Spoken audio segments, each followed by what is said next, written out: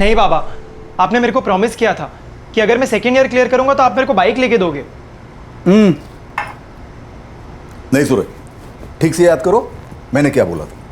मैंने ये बोला था कि सेकेंड ईयर में अगर तुम फर्स्ट क्लास लेके आओगे तो मैं तुम्हें बाइक लेके दूंगा। बाबा, आप अपनी बात से पलटी मार रहे हो, लेकिन देखना अगर आप मेरे को बाइक नहीं लेके दोगे ना तो मैं थर्ड ईयर में जाऊंगा ही नहीं। आई, तेरे सामने प्रॉमिस किया था ना बाबा ने, आता सांग ना। आहो, असं काय करताय? 2% तो कमाए फर्स्ट क्लास में। चाय लीजिए। घेऊन द्या ना हो बाइक, अगली बार डिस्टिंक्शन लेकर आएगा मेरा बेटा, है ना? आता तू त्याची बाजू घेऊ नको, शांत रहो जरा। अगर आप मेरे को बाइक नहीं लेके दोगे ना तो फिर देखना मैं क्या करता हूँ। काय तू धमकी देतोस मला? कब तक मैं अपने दोस्तों से राइड मांगूंगा? अब मैं और वेट नहीं कर सकता बाबा। एक कहावत है, मूछें जब निकल आती है तब युवक को ना दुनिया दिखती है ना दुनियादारी। जवानी की जिद गर्म लोहे की बनी होती है और उस जिद की मांगों के सामने अक्सर माँ बाप को पिघलने के अलावा और कोई चारा नहीं होता।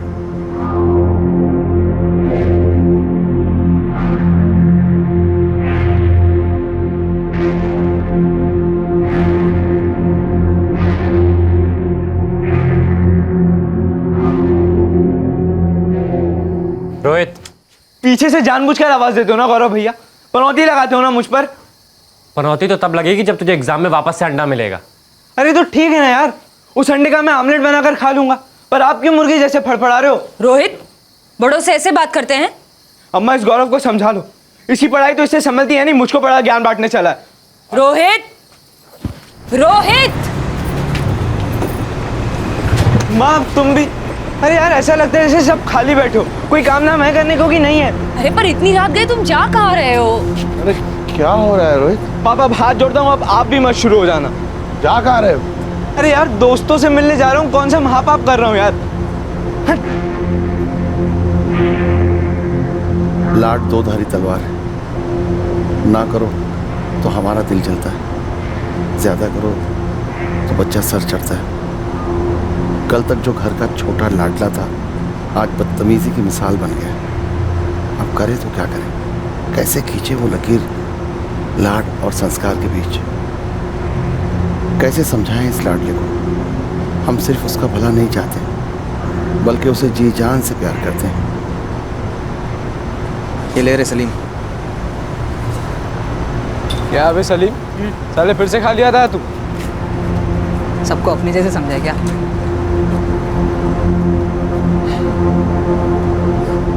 ये देख, पूरा पैकेट लाया। ये वंटा सही? हाँ।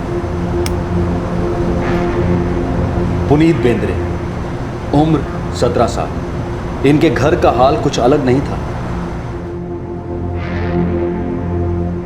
पुनीत, रात्रीचं कुठं भटकायला चाललाय तू? बस दोस्तों में बैठने जा रहा हूँ थोड़ी देर। देख, बैठना है ना तो मोहित के साथ पढ़ाई करने को बैठ, नहीं तो मेरे साथ सब्जी की लारी में आके बैठ। अरे तेरे बैठने का कुछ तो फायदा होना चाहिए। सुन तो, तेरे दोस्तों की संगत अच्छी नहीं है। जिंदगी भर आवारागर्दी करते फिरेगा तू। हाँ, घर कब संभालेगा? ये वाह, कैसा होगा इसका, मेरे को कुछ समझ में नहीं आ रहा है।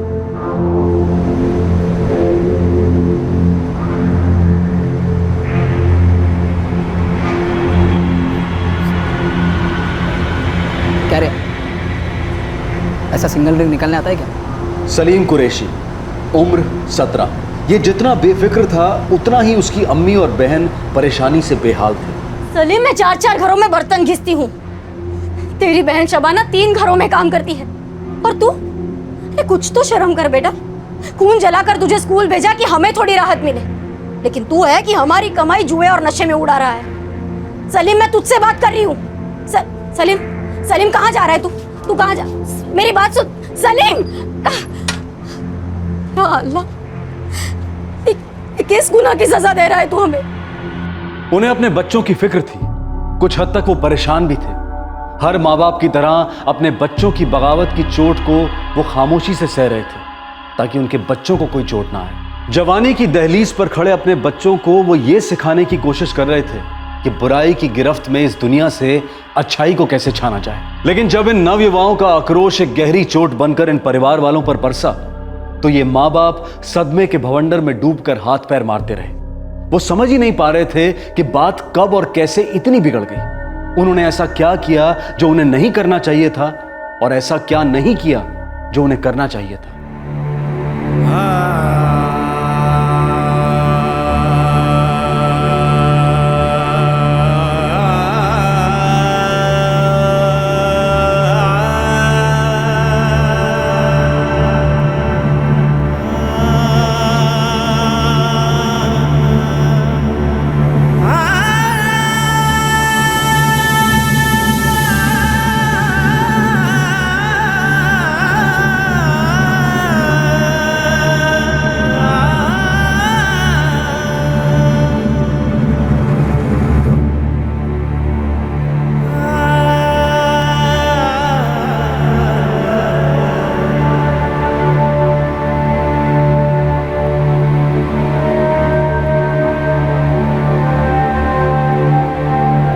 शुरुआत एक जिंदगी के अंत के साथ हुई, एक मौत से।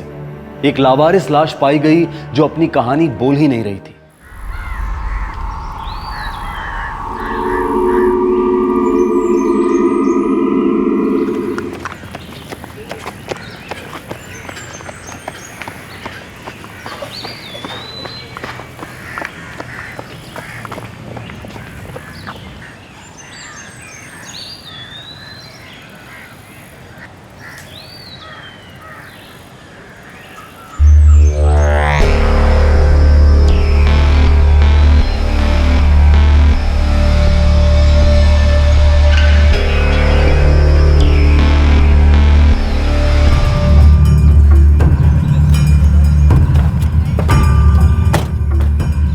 साहेब मी फोन केला होता. बॉडी कुठे आहे? आहे साहेब.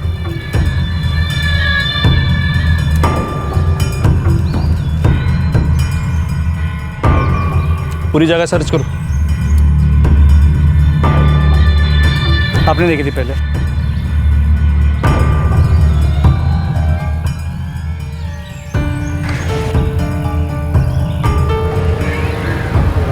सर, बॉडी की कोई भी आइडेंटिफिकेशन नहीं मिली. कम से कम 15 से 20 बार स्टैप किया गया है. साहब 100-150 मीटर अच्छी तरह से छान लिया चारों तरफ. ना मर्डर वेपन मिला है, ना ही कोई सुराग. बॉडी फूक गई है काफी बुरी तरह. खून में अल्कोहल के स्ट्रॉन्ग ट्रेसेस भी हैं.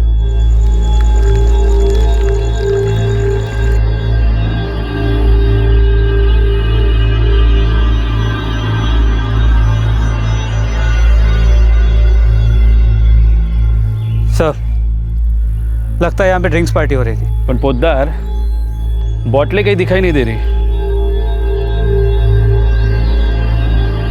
सर, यहाँ पे सिगरेट भी पी गई है. या तो यहाँ पे काफ़ी लोग सिगरेट पी रहे थे, या कुछ लोगों ने मिलकर काफ़ी सिगरेट पी. स्टैबिंग कितनी बार हुई है? लगभग 20 से 25 बार.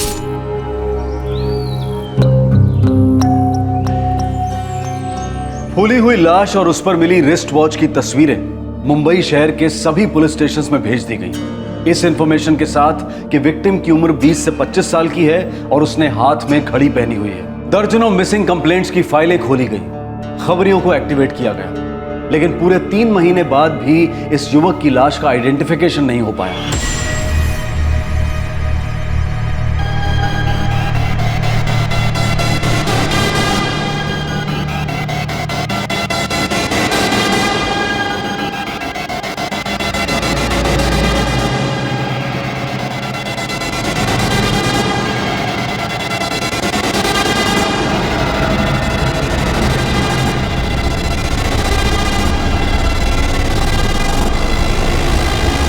अशोकनगर पुलिस स्टेशन का ब्लाइंड मर्डर केस है सर. 3 महीने से बॉडी अनआइडेंटिफाइड है. चेहरा कुचला गया है. जाहिर है इसकी शिनाख्त नहीं हो पाई होगी. लेकिन सर अजीब बात है, कोई भी मिसिंग कंप्लेंट मैच नहीं हुई. ऐसा लगता है इसकी मिसिंग कंप्लेंट किसी ने फाइल ही नहीं की है. पटवर्धन, कांस्टेबल पटवर्धन को इस केस पर लगा दो.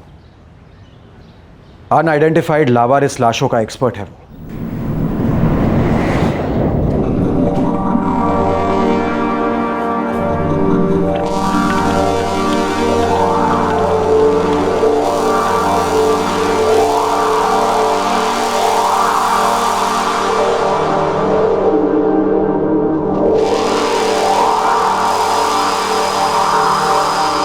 पटवर्धन जी, कुछ टाइम मुंबई में जितने भी 20 से 25 साल के लड़कों की मिसिंग कंप्लेंट थी, उन सभी के माँ बाप को बुलाया था शिनाख्त के लिए।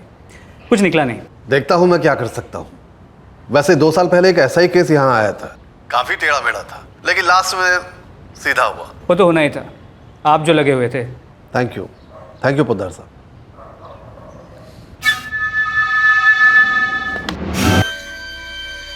अब तो बॉडी बहुत बुरी तरह फूल चुकी है। मतलब 20 से 25 की उम्र में 19-20 हो सकती है। हो सकती है। ये लड़का 19 का भी हो सकता है शायद। हाँ, सारी मिसिंग कंप्लेंट्स की फाइलें अभी चाहिए मुझे, मतलब अभी।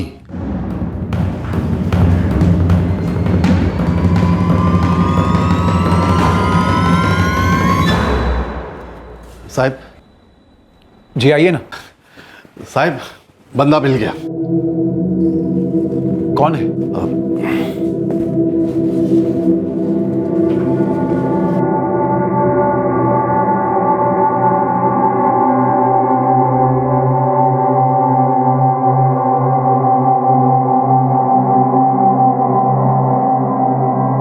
रोहित ठाकुर, 16 साल।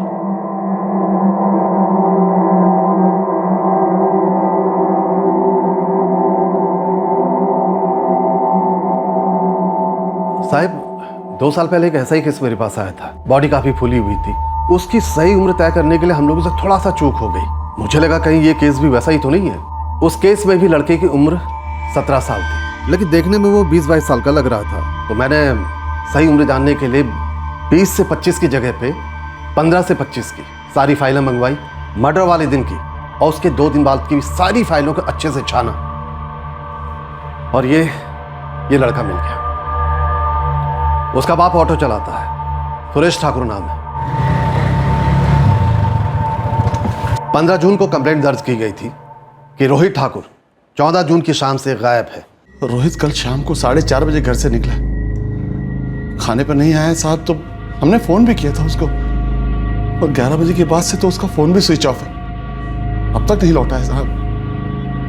सर, रोहित शाम को हमेशा अपने दोस्तों के साथ ही रहता है। आपने उसके दोस्तों के साथ बात की? मैंने बात की थी उसके दोस्तों से, वो कह रहे थे कल उनसे मिला था वो चाय की टपरी पर। साहब, बच्चा है, सिर्फ 16 साल का, बहुत ज्यादा चिंता हो रही है साहब। ये केस रामदास नगर पुलिस स्टेशन अंधेरी ईस्ट का है। मिसिंग कंप्लेंट में लिखा गया है कि दाहिने कंधे पर तिल है, और लाश के भी दाहिने कंधे पर तिल है। मुझे लगता है कि ये लाश रोहित ठाकुर की ही है।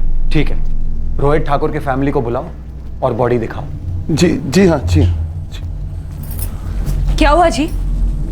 किसका फोन था? क्या हुआ पापा? क्राइम ब्रांच वालों का फोन था, थाने पर बुलाया। रोहित मिल गया होगा। आने दीजिए उसे घर। ऐसी खबर लूंगी ना, हमारे ही लाड प्यार ने बिगाड़ के रखा है। हाथ से उसके ये दोस्तों के साथ मिलना जुलना बंद। नशेबाजी भी बहुत हो गई। सीधा कर दूंगी उसे, देखना आप। साहब, आप हम लोगों को लेकर कहाँ जा रहे हैं? कुछ पता चला हमारे बेटे रोहित के बारे में? ये खबर तो है, लेकिन पक्की नहीं है। समझे नहीं साहब। आपको पहले उसे पहचानना होगा।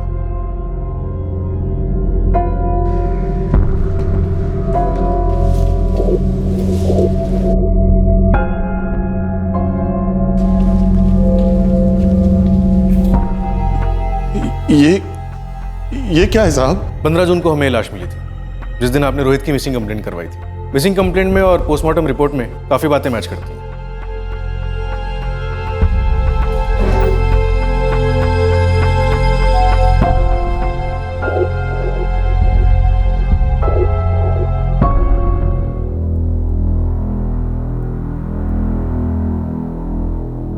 लाश का चेहरा पूरी तरह से बिगाड़ दिया गया, पर मैं आपको उसके कंधे पर का तिल दिखा सकता हूं।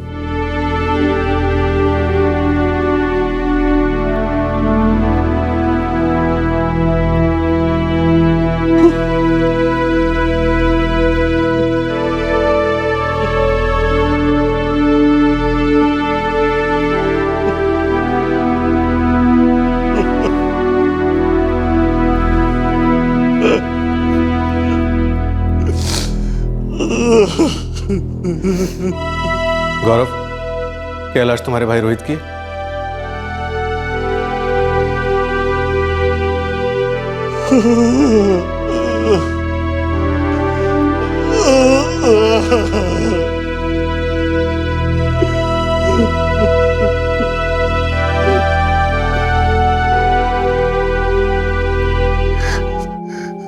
शाम को निकला था घर से।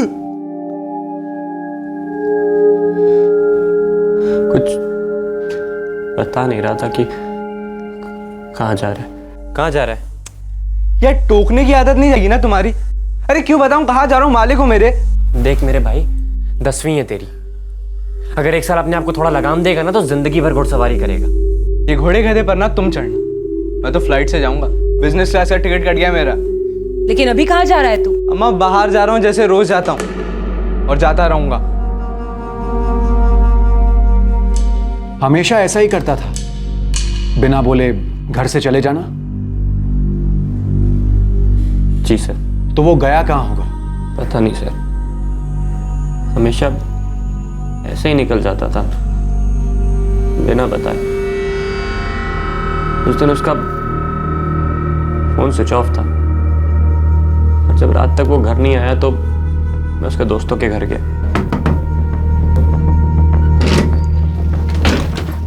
अब काकी पुनीत है? क्या हुआ? रोहित का है? वो तो शाम को अड्डे पर चाय पीकर निकल गया था कहीं। हाँ हाँ, चाय के अड्डे पर आया था, कटिंग मारा और कट लिया। हाँ लेकिन कहाँ कट लिया? रोहित अब तक किसी को बताया वो कहाँ जा रहा है, क्यों जा रहा है? तो पुनीत बेंद्रे और सलीम कुरैशी के अलावा उसके और कोई दोस्त थे? नहीं सर, जहाँ तक मुझे मालूम है यही दो थे। उसके पास कितने मोबाइल थे? एक ही था। नंबर दो। 444 876787।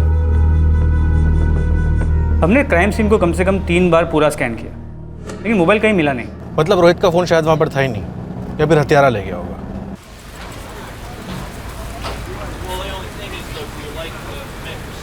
साहब, हमारी रोज़ शाम को मंडली जमती थी साहब वहाँ पर। अब उसके और कौन दोस्त थे वो मुझे नहीं मालूम साहब। और रोहित स्कूल भी तो पढ़ता है ना साहब, तो होंगे वहाँ से भी कोई। उसका कभी किसी से कोई लफड़ा, कोई राड़ा, कोई मारामारी? नहीं साहब, रोहित वैसे सुमड़ी में ही रहता था और कुछ धतिंग नहीं करता था ज़्यादा। मैकेनिक का काम सीख रहा हो साहब।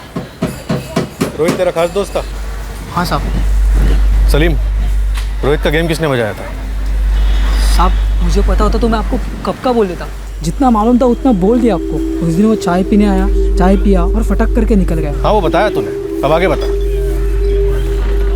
चाय की टप्पी से कहाँ गया था वो? बोला ना साहब आपको, वो बोल के नहीं गया। वो कभी भी कुछ भी नहीं बोलता था। मतलब कुछ छुपाता था? मुझे नहीं पता साहब। उसका कोई लड़की का लफड़ा, कोई गर्लफ्रेंड? नहीं मालूम। तेरे खास दोस्त के बारे में तेरे को कुछ भी नहीं पता, या कभी उसने जिक्र नहीं किया? नहीं किया साहब, हम तो बस अपने मस्ती में ही रहते। एक बार मुझे चेहरा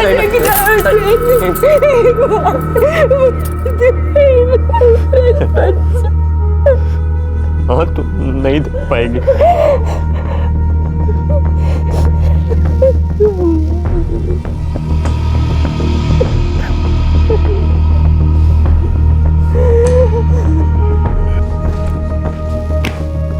सर, 14 जून को रोहित ठाकुर शाम 6:30 बजे तक कुरला में था और वो घर से 4:30 बजे निकला था।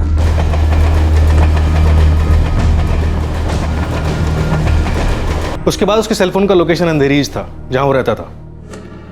रोहित अपने दोनों दोस्त पुनीत और सलीम के साथ चाय की टपरी पर था और ठीक 8 बजे वहां से निकला। चलो भाई लोग, अपन कल टेस्ट। Bye bye. चल कल आजा। हाँ, रात के 9 बजे वो पार्क में पहुंचा, जो उसके घर से 4 किलोमीटर की दूरी पर है।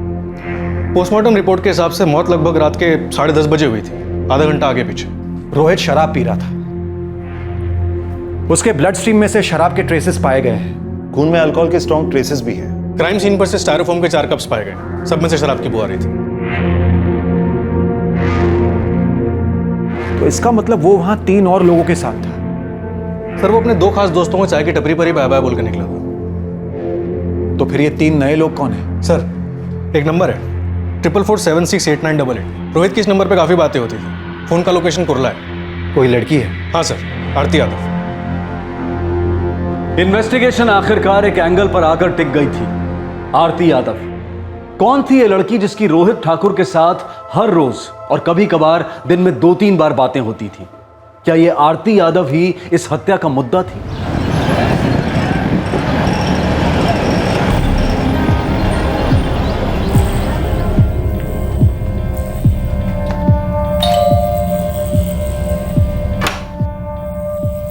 जी आप आरती यादव की मां हैं? जी आप कौन? Mumbai crime branch. तो आरती बताओगी हमें रोहित ठाकुर को किसने मार डाला? क्या? पता नहीं था तुम्हें कि रोहित का मर्डर हो चुका है? इस सब से हमारी बेटी का क्या लेना देना? आरती, कौन है ये रोहित ठाकुर? माँ, रोहित मेरी क्लास में पढ़ता था। हम सिर्फ फ्रेंड्स थे। सिर्फ फ्रेंड था? हाँ सर, सिर्फ फ्रेंड था। मुझे यकीन नहीं हो रहा है कि रोहित का मर्डर हुआ है। हमारे पास तुम्हारे फोन रिकॉर्ड्स हैं। हम जानते हैं तुम हर दिन रोहित से बातें करती थी फोन पर, घंटों तक। और जिस दिन रोहित का मर्डर हुआ वो यहां कुर्ला आया था। शायद तुमसे मिलने आया होगा। मिला था वो तुमसे?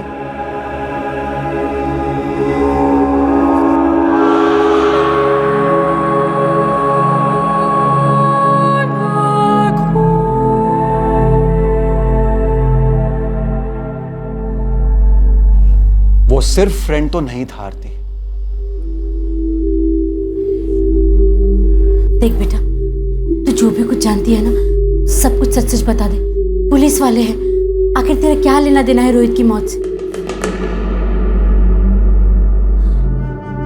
हम एक दूसरे को लाइक करते थे। बॉयफ्रेंड गर्लफ्रेंड थे। आरती, किसी ने तुम्हारे बॉयफ्रेंड को बेरहमी से मार डाला।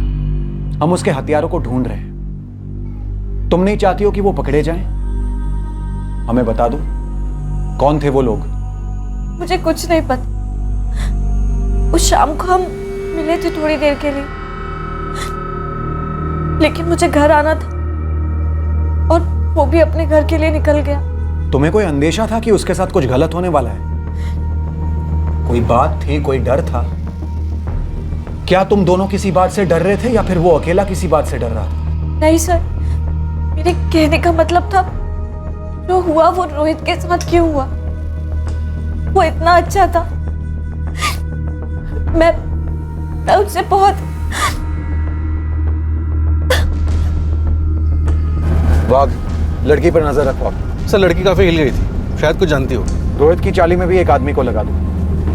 पता करो इस लड़की को लेकर कोई लफड़ा या झगड़ा हुआ था क्या? उम्र भी तो ऐसी थी। गुस्सा नाक की नोक पर रहता है और खून बॉइलिंग पॉइंट पर। होने के लिए तो कुछ भी हुआ हो सकता है, पर ये प्यार मोहब्बत की दुश्मनी है ना, इसीलिए होने के चांसेस ज्यादा है।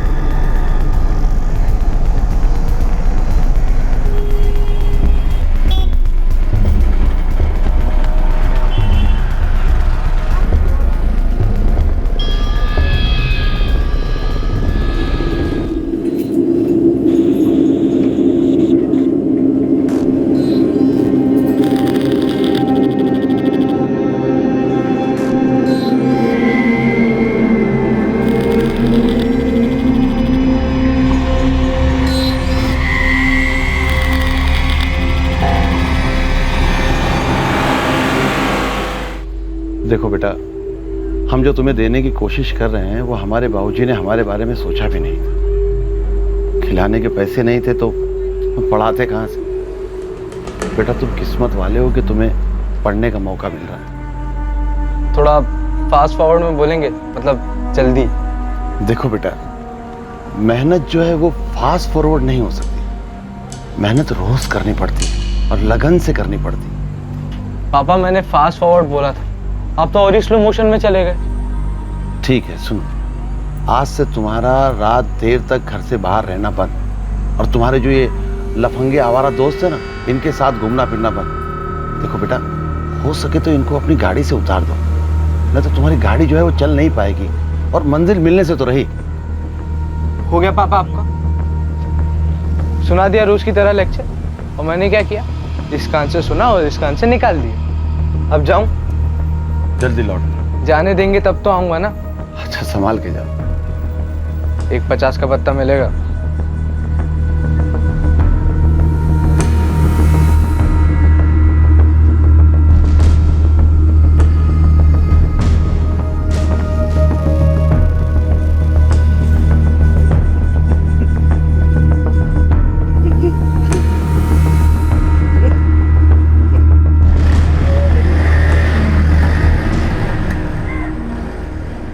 जिद्दी था, मुंहफट था, बाप का लाडला था, ये हम जानते हैं उस्मान। कुछ एक्शन की बात बोल। एक्शन की बात तो ये है कि रोहित ठाकुर के खिलाफ एनसी दर्ज है इधर के पुलिस थाने में। वो और उसके दो चचेरे भाई गणेश और विजय ठाकुर, वो दोनों के खिलाफ भी एनसी दर्ज है यहाँ पे। मैटर क्या था? मैटर असॉल्ट का था। किस पर असॉल्ट किया था इन रोहित, विजय और गणेश ने? एक सूरज राणे है, ये उसी चाल में रहता है जहाँ रोहित ठाकुर रहता था, रोहित ठाकुर के घर के पास।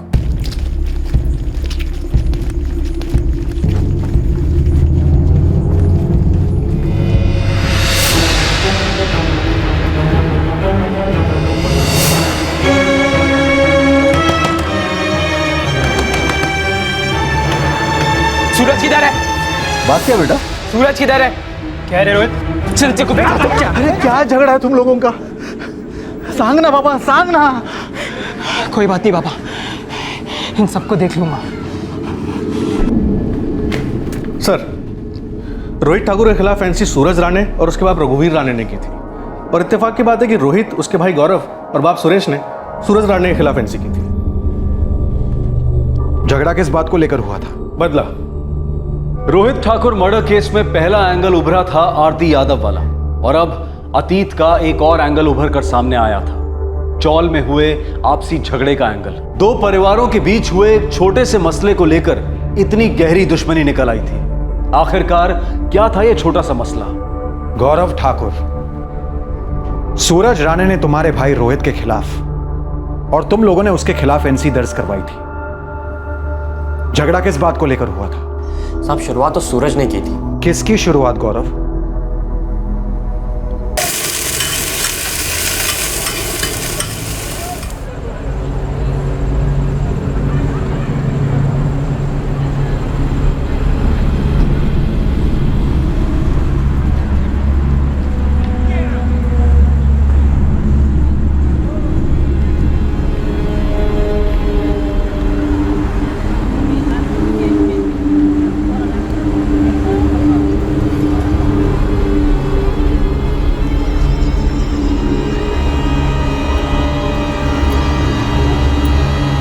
अबे यार क्या माल थी वो लड़की। हाँ यार क्या झकास दिया। पापा, रोज की आदत बना ली इन्होंने, यही मंडली जमा के बैठ जाते हैं, उल्टी सीधी बातें करते हैं, चीखते हैं, चिल्लाते हैं। हाँ ठीक है, पर वो लोग घर के अंदर तो नहीं घुसे, घर के बाहर उनको जो करना है करने दो, तुम उनके मुंह मत लगो। लीजिए ऐसे चुप रह सकते हैं कुंती? बाहर बरामदे को जाके देखा है, हर जगह वो राख और सिगरेट के टुकड़े फैला रखे हैं। अरे हम झाड़ू लगा देते हैं ना। झाड़ू उनकी नीयत, उनकी फितरत पे लगाने की जरूरत है। अपने बरामदे में जाके गंदगी क्यों नहीं करते वो लोग? सब सूरज और उसके दोस्तों की रोज की आदत थी, लेकिन उस दिन तो पापा के दिमाग का फ्यूज ही उड़ गया। चलो चलो उठो तुम लोग यहाँ से, चलो निकलो यहाँ से, और कल से यहाँ नजर नहीं आना, समझे? क्यों काका? क्यों काका मतलब? तुम्हारी बकवास हम क्यों झेलें? और ये सिगरेट का धुआं और ये गंद, ये हम क्यों भुगते हैं? ओ, ये समस्या है। लेकिन काका, आप तो घर के अंदर बैठे हो ना। ये भी हमारे घर का हिस्सा है। और तुमको ये सब मंडली जमाना ना, तो जाके अपने घर के सामने जमाओ, जाओ। काका, एक सोल्यूशन है मेरे पास। आप एक काम करो, आपको मेरा घर पता है ना, मेरे घर के बाहर जाके आप अड्डा जमाओ, अपनी तरह 2-4 बुड्ढों को इकट्ठा कीजिए और वहां जाके सुट्टा मारिए। ए लाली, चल सुट्टा दे, लाइटर भी दे। ये लीजिए काका, पहली बार पी रहे हैं ना, इसलिए मेरी तरफ से फ्री है। वैसे सुट्टा जलाना आता है ना आपको कि वो भी हम सिखा दे? बचपन में तेरे बाप ने अगर तुझे थप्पड़ मारा होता ना तो ये थप्पड़ नहीं खाना पड़ता तुझे। सारा कसूर तेरे माँ बाप का, उन्होंने इतना लाड़ प्यार किया और तू कमी ना निकल गया। चल चलो निकल यहाँ से, चल। तुम लोग समझाना पड़ेगा। चल चल जा यहाँ से, चल चल, और कल से दिखना मत यहाँ, चल। सूरज से ये बात सही नहीं गई और उसने उसी रात जवाबी हमला कर दिया।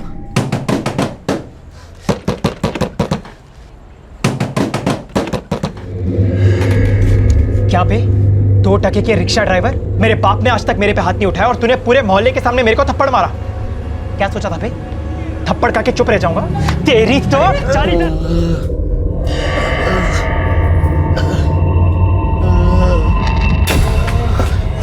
क्या हुआ पापा को?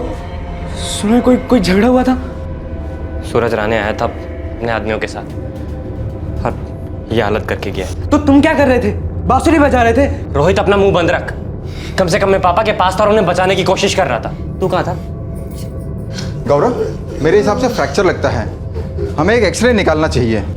जी कहाँ करवाएं डॉक्टर साहब? अपना आरोग्य भवन हॉस्पिटल ठीक रहेगा। मैं भी आता हूँ। तू कहाँ जा रहा है?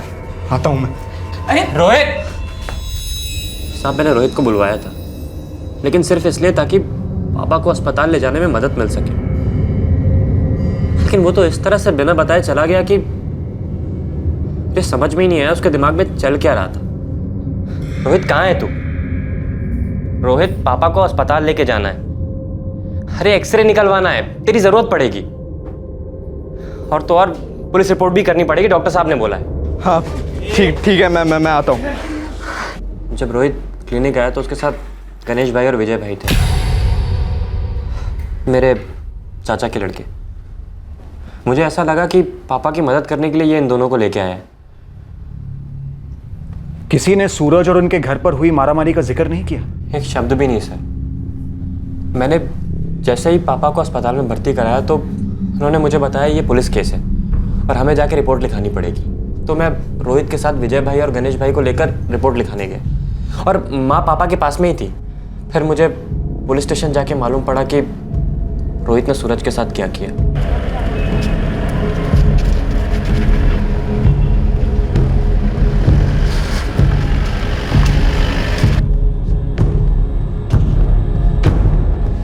तीन लोग थे साहब। एक तो वो हमारी चौलवारा रोहित ठाकुर और उसके साथ 2 गुंडे और भी थे।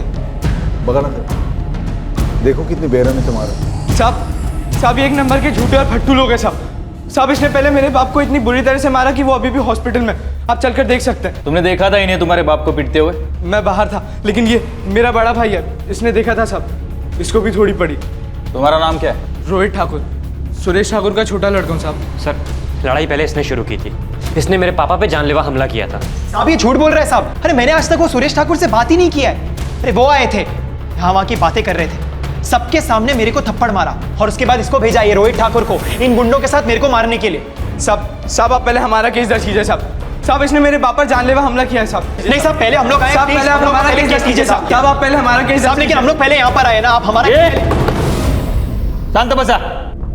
सुनो ये तुम दोनों का केस में लेने वाला हूं। शांति रखो।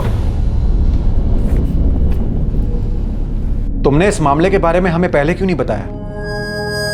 साहब ऐसी बात नहीं है।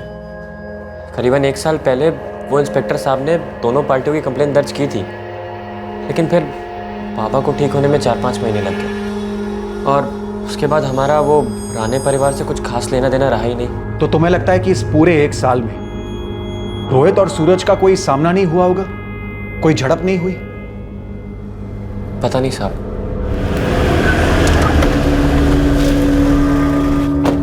सर, सूरज का फोन अभी भी स्विच ऑफ आ रहा है। इतनी कम उम्र में इतना गुस्सा, इतनी भयंकर बदले की भावना कहां से आती है? ताज्जुब होता है।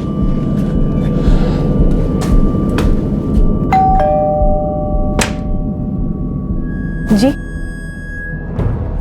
क्राइम ब्रांच से। सूरज कहाँ है और उसका फोन क्यों ऑफ है? वो तो कल रात को ही कहीं चला गया, बोल के नहीं गया है कहाँ गया। और उसके पिता रघुवीर राणे? वो उधर ही होंगे, ये एस्टेट एजेंसी में।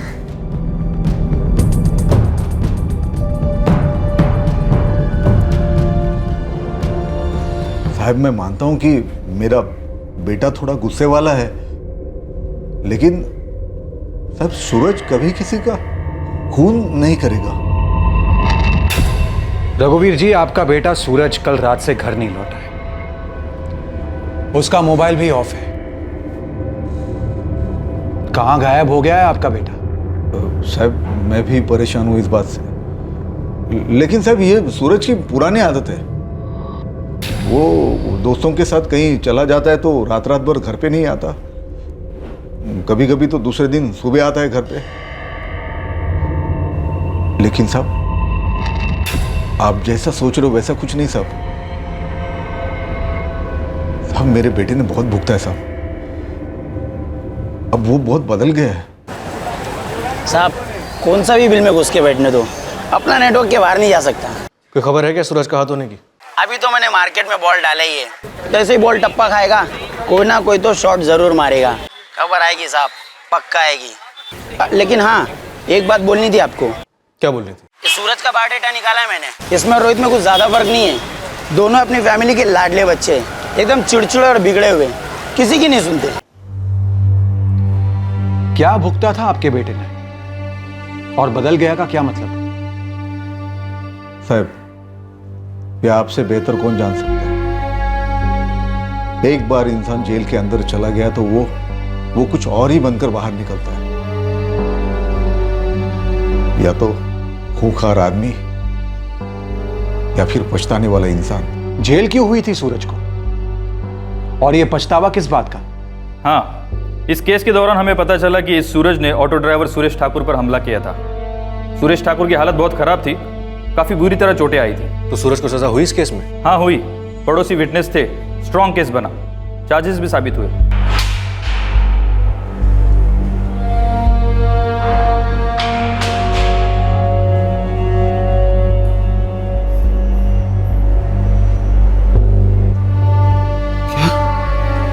वो जो हुआ था हमारे बीच, इस वजह से मार दिया हमारे रोहित को उन्होंने? पता नहीं पापा, मुझे भी यकीन नहीं हो रहा। आप पे हमला करने के लिए उसे 5 महीने की जेल हुई थी।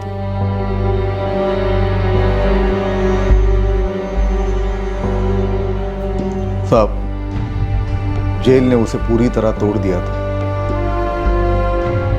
जेल की जिंदगी वो झेल नहीं पाया। मैं जब भी उसे मिलने जाता था वो बच्चों की तरह रोता था साहब। बाबा मैं कुछ भी करने को तैयार हूँ, सुधर जाऊंगा, काम पे लग जाऊंगा, जैसा आप बोलोगे वैसा करूंगा। बस मेरे को यहाँ से बाहर निकालो वरना मैं मर जाऊंगा बाबा। रड़ू नको। देख मैं तेरी जमानत करने की पूरी कोशिश कर रहा हूँ। बाबा मैं कसम खाने को तैयार हूँ, आज के बाद कोई गलत काम नहीं करूंगा। प्लीज मेरे को यहाँ से बाहर निकालो बाबा, प्लीज। साहब 5 महीने बाद मैं उसकी जमानत करवा पाया, लेकिन साहब जब से सूरज घर पर आया है कुछ बदल सा गया है। छोटी छोटी बातों पर पलट कर जवाब देने वाला सूरज अब बिल्कुल शांत हो गया है।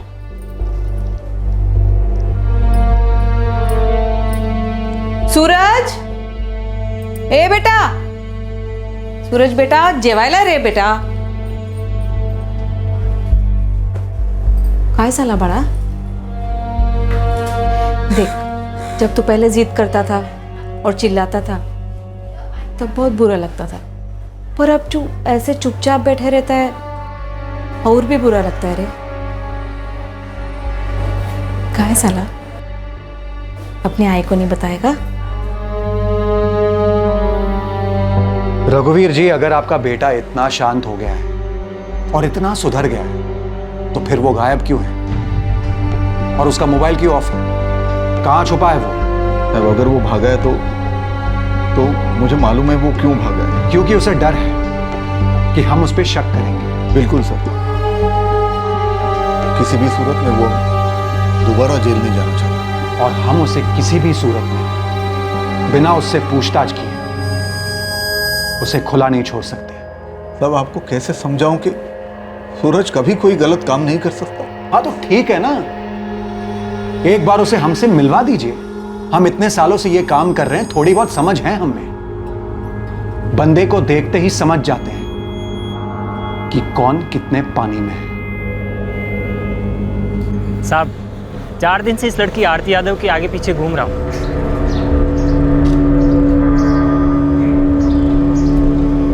निकला कोई कनेक्शन? साहब ये लड़की तो फुल टू इनोसेंट है साहब। हाँ, पर रोहित ठाकुर के साथ इसका लव जरूर था, पर बात उसकी मौत की है तो दूर दूर तक इससे कोई कनेक्शन नहीं है उसका। अक्सर कनेक्शन दूर दूर से ही होते हैं गोविंद, बिना वायर के, और रिमोट किसी और के हाथ में होता है। अब तक रोहित ठाकुर मर्डर केस में उसकी गर्लफ्रेंड आरती यादव का किसी भी तरह का कनेक्शन सामने नहीं आया था। दूसरी तरफ रोहित ठाकुर की जिंदगी के अतीत का एक हिस्सा शक करने लायक था। सूरज राणे वाला एंगल मजबूत था, लेकिन सूरज जेल से छूटने के बाद बदल गया था। हालांकि वो डर के मारे घर से भागा जरूर था, लेकिन उसके खिलाफ कोई ठोस सबूत नहीं मिल पा रहे थे। इतने में एक तीसरे एंगल का मोर्चा खुला। एक ऐसी खबर आई जिसने इस एंगल को आखिरी एंगल बना दिया।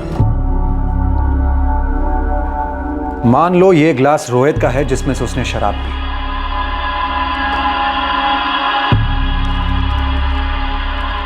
इन दोनों को पहले ही हमें उठाकर निचोड़ लेना चाहिए था। उठा लाओ दोनों को।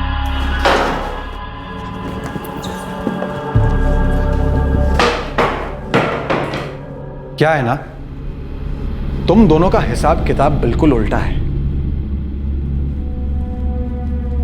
आमतौर पर लोग चोट खाते हैं और फिर सुधर जाते हैं, लेकिन तुम दोनों ने किसी को चोट दी है और अब सुधरने की फिराक में हो। सब हमें जो कुछ भी मालूम था सब आपको बता दिया है। उस दिन चाय पीकर रोहित कहीं चला गया अकेला। येड़ा समझ तो कमला, हमारे पास पक्की खबर है कि उस दिन रोहित चाय की टपरी से अकेला नहीं गया था, 2 लड़कों के साथ था वो। नाम सुना होगा तुम लोगों ने, पुनीत बेंद्रे और सलीम कुरैशी। साहब अपनी चाली में एक चाय वाला है, बोलता उसने पक्का एक चीज देखा है। 14 जून की शाम को रोहित अकेला चाय की टपरी से नहीं गया था, उसके साथ पुनीत और सलीम भी गए थे।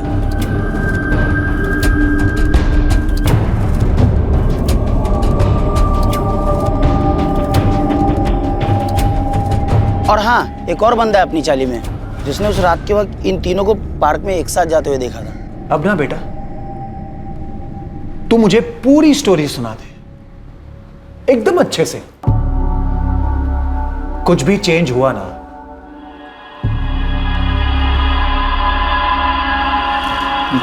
तो मैं तेरे इस थोबड़े का नक्शा चेंज कर दूंगा, तेरा भी। और याद रखना, हमारी दी हुई चोट का दर्द वक्त के साथ साथ बढ़ता नहीं है, बढ़ता है। तो अभी सोच लो, सच कैसे बोलना है तुम दोनों को, खड़े खड़े या फिर जमीन पर लेटकर? साहब हम रोहित को लेकर पार्क में गए थे। हाँ साहब, हम गए थे, बस ये बात आपको नहीं बोली थी, पर हमने कुछ नहीं किया साहब। क्या बात कर रहा है बे? ले कसम से यार, तगड़े से तगड़ा माल हाथ लगा। क्या बे सलीम, मेरे को भी नहीं बताया तूने तो है? अबे यार, तुम दोनों को सरप्राइज देने का सोच रहा था। ये चाय को गोली मारो, पार्क चलते हैं, एक एक क्वार्टर मारते हैं, पूरी खंबे का नशा हो जाएगा, गारंटी। चल चल।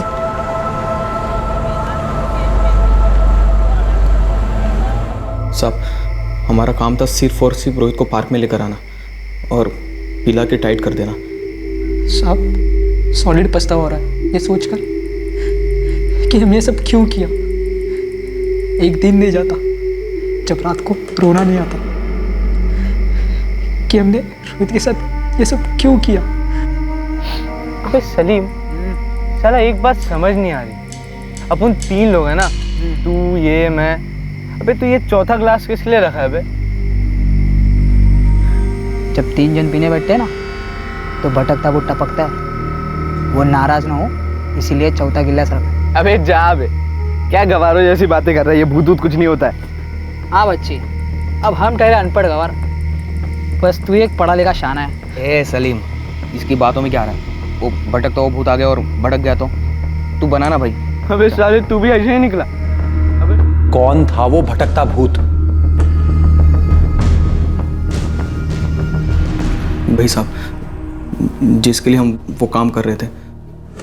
रोहित को पार्क तक लाने का काम, उसे टाइट करने का काम। नाम बोल। वो तुम दोनों का दोस्त है, तुम लोगों पे भरोसा करता है, इसलिए सिर्फ तुम लोग ही उसको मेरे पास अकेला ला सकते हो। और तू क्या करेगा उसके साथ?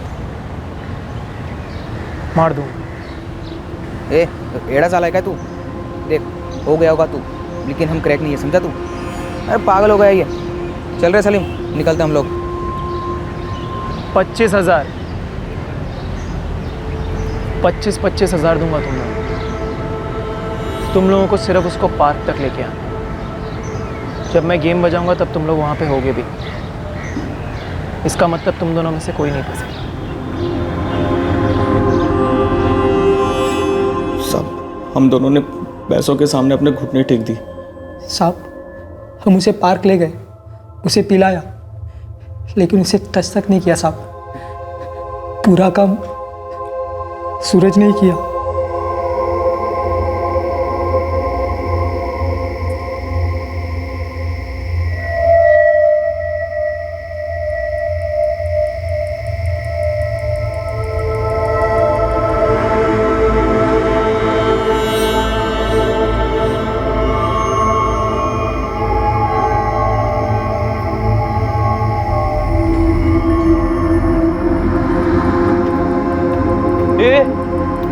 तुम क्या कर रहे इधर? अबे ये क्या कर रहा है हमारी पार्टी में? मैं यहाँ इसलिए आया क्योंकि ये पार्टी मेरी है रोहित। इस पार्टी का स्पॉन्सर मैं हूँ, भटकता भूत सूरज राणे। ये हो क्या रहा है इधर? साला इसके साथ बैठ के पीऊंगा मैं? मेरे बाप पे हाथ डाला था, इसके साथ तो खड़े होकर मुँह भी ना मैं। मेरे को भी शौक नहीं है तेरे साथ बैठ के दारू पीने का। मैं यहाँ सिर्फ अपना बदला पूरा करने आया हूँ। 5 महीने जेल में सड़ा मैं, तेरे और तेरे बाप की वजह से। अबे जा बे, समझ क्या रखा है? वो तुम दोनों चलो सच्ची में कोई भूत देख लिया क्या? ये दोनों मेरे लिए काम कर रहे हैं। इन दोनों का काम था तुझे मुझ तक पहुंचाना, और अब मेरा काम है तुझे ऊपर तक पहुंचाना। साहब हमने कुछ नहीं किया साहब। हाँ साहब, आई शपथ साहब, कुछ नहीं किया हम लोगों ने। सच बोल रहे हम साहब, कुछ नहीं किया। है? कुछ नहीं किया? अपने खास दोस्त के भरोसे का कत्ल किया, उसे उसके खूनी के हाथ में सौंप दिया, और कहते हो कुछ नहीं किया? तुम दोनों इस मर्डर में सूरज के साथ बराबर के भागीदार हो। हाँ उस्मान बोल।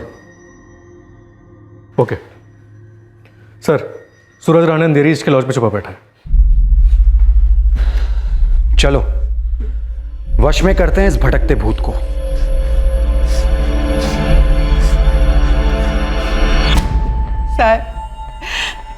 साहब मेरे पुनीत को छोड़ दो।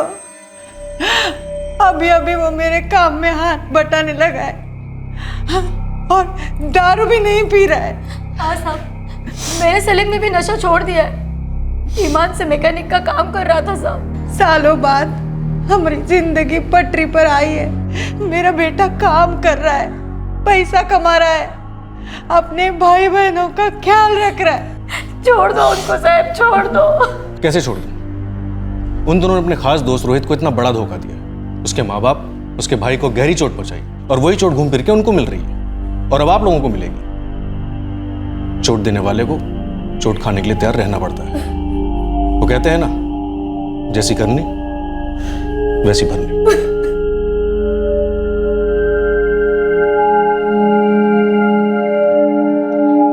क्या हुआ करो? कौन है हमारे रोहित का हत्यारा? सूरज राणे अपनी जेल की सजा का बदला लिया हमारे रोहित से। हे भगवान, एक थप्पड़ कहां से कहां चला गया, अब सबको खत्म कर गया।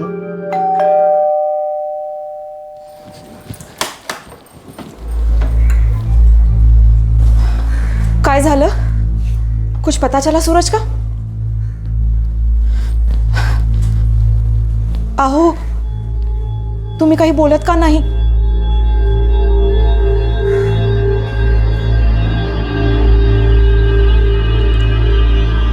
साक्षी, हमें लगा हमारा लड़का बदल गया, चुप सा रहता है, पर वो चुप्पी जहरीली थी। उस चुप्पे में बदले का जहर उबल रहा था, रोहित के खिलाफ। सूरज ने? साक्षी, सूरज ने रोहित का कत्ल कर दिया और पुलिस ने उसे धर लिया। मेरे को कोई अफसोस नहीं, मैंने जो किया सो किया। रोहित का खून किया है तुमने और तुझे कोई अफसोस नहीं। उसने मेरे को जेल भेजा, उसके बाप ने सबके सामने मेरे को थप्पड़ मारा, इसलिए मैंने उसके बाप को मारा। फिर वो रोहित ने मेरे को धो डाला, तब तक हिसाब किताब बराबर था, लेकिन फिर उसके बाद मेरे को जेल हुई। 5 महीने मेरी जिंदगी नरक हो। 5 महीने, क्या वो जायज था? भयंकर सजा थी। इसके लिए मेरे को अभी अपना बदला मिल गया। तुझे लगता है रोहित को मारकर तेरा बदला पूरा हो गया? उसने मेरे को चोट दी, मैंने उसको चोट वापस लौटा दी। हिसाब बराबर। बदले का हिसाब कभी पूरा हुआ है आज तक सूरज? तूने खुद को चोट दी है, इस बात को गिना तूने अपने इस बदले के हिसाब में। अब तुझे सजा होगी और जेल में यह चोट दिन ब दिन बढ़कर नासूर बनेगी। और तूने अपने मां बाप को जो चोट दी है उसका क्या? उनका जीना दुश्वार हो गया है। अब वो दिन ब दिन ना सिर्फ तेरी याद में तड़पेंगे, बल्कि इस पछतावे में जलेंगे कि उन्होंने तुझे इतना लाड क्यों दिया। एक इंसान को हैवान क्यों बनने दिया। Shame on you Suraj, shame on you.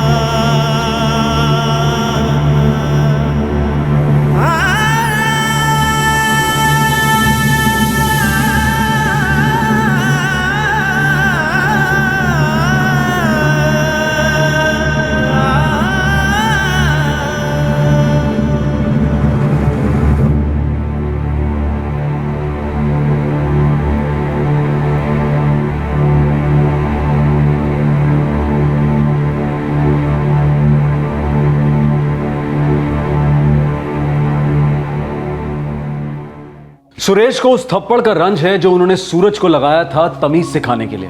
उन्हें लगता है कि उन्होंने गलती की और उसी की वजह से उन्होंने अपने लाडले बेटे रोहित को खो दिया। सूरज के पिता रघुवीर को दुख है कि काश उन्होंने बचपन से ही सूरज के गुस्से को सही ढंग से काबू में कर दिया होता। और पुनीत और सलीम दोनों की माएं कविता बेंद्रे और फौजिया कुरैशी अब भी पूरी तरह से समझ नहीं पा रही हैं कि उनके बेटों ने क्या गलत किया है। शायद वो समझती हैं पर उस सच का सामना ही नहीं करना चाहती। सूरज, पुनीत और सलीम इन तीनों के स्टेटमेंट्स ले लिए गए हैं। सूरज फिलहाल जुडिशियल कस्टडी में है और पुनीत और सलीम को जुवेनाइल करेक्शन होम में भेजा गया है। इन तीनों पर आईपीसी की धारा 302 मर्डर के लिए, धारा 201 सबूत मिटाने के लिए, धारा 34 act done with common intent के लिए और धारा 364 मर्डर के इरादे से किडनैपिंग के चार्जेस लगाए गए हैं। बचपन से जवानी का रास्ता बगावत की खाई से होकर निकलता है। हर माँ बाप को इस नाजुक और खतरों से भरी पगडंडी पर अपने बच्चों को संभालना पड़ता है, जो सही और गलत के बीच का फर्क भांप नहीं पाते और गुस्से और इमोशनल ब्लैकमेल द्वारा अपनी मांगे पूरी करवाने में लग जाते हैं। हम सभी जो माँ बाप हैं इससे बहुत अच्छी तरह से वाकिफ हैं जब हम इस बगावत की चोट को चुपचाप सह लेते हैं, इस डर से कि कहीं अपना बच्चा चोट ना खाए हमारे ही शब्दों से या फिर हमारे द्वारा उठाए गए कदमों से।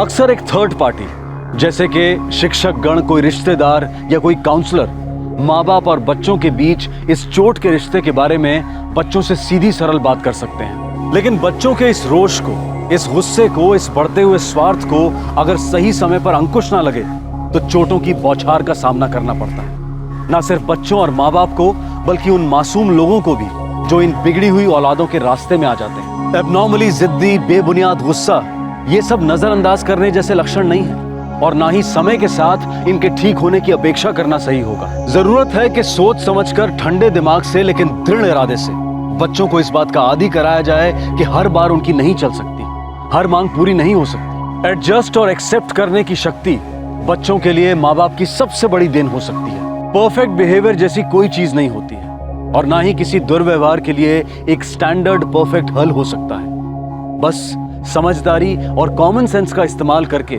मामले को हाथ से बाहर न जाने दें। आपसे फिर मुलाकात होगी क्राइम पेट्रोल सतर्क में एक और नए केस के साथ। तब तक अपना ख्याल रखें, सुरक्षित रहें और याद रखें, डर कहीं और नहीं, बस हमारे दिमाग में होता है। सही वक्त, सही कदम, सतर्क रहें। जय हिंद। इस तरह के और भी एपिसोड देखने के लिए हमारे चैनल को सब्सक्राइब करें और बेल आइकन दबाना ना भूलें।